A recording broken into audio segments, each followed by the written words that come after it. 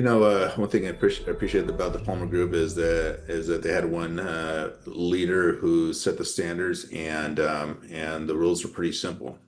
We know the standard. We're only allowed to improve it, not change it.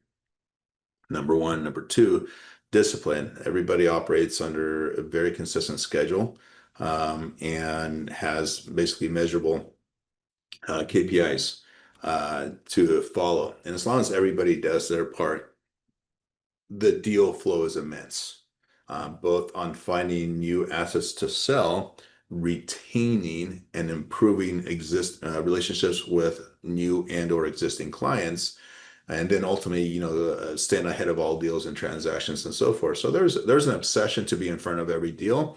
And in the event that we lost a large transaction and we're talking to the group, but it's sold through another party and we weren't asking the questions, there was, we discussed it and made sure that we always got better. So there's a constant pursuit of improvement, not perfection, but the pursuit of perfection. So the whole idea is that we're one big machine, and really no different than the Ford production line. And recently I read Elon Musk's book, where there's an obsession on production to where one little part, you have to question every aspect of the business, and knowing that one little part or one machine or one process could mean the difference between improving production by 20% or basically dropping production by 20%. And so there's always an obsession to be more focused, more efficient, and effective. And so that was the general mindset. So our meetings were simple. That we basically started talking about all the deals to make sure that we're on task and on track with our sales strategy, and that the seller was going to get a timely update and offer submitted and so forth.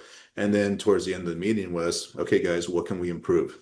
What can we change? What can we make better? And so as a young college kid, and the reason I earned the Palmer team's respect from not just, Bill himself, but the rest of the team, was because I just enjoyed going in there. And so to me, I was always listening, paying attention, and really looking to make things efficient. So there were a few people that were not happy with me because I exceeded the KPIs because I truly enjoy what I did.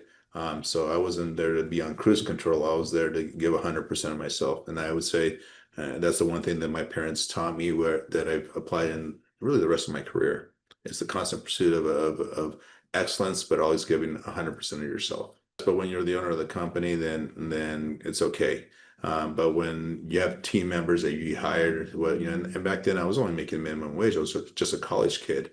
And he took us, Bill took care of us very, very well. So I made more than minimum wage at the end of the day, at the end of the year. But the most important thing was that he really appreciated and recognized people that just went above and beyond.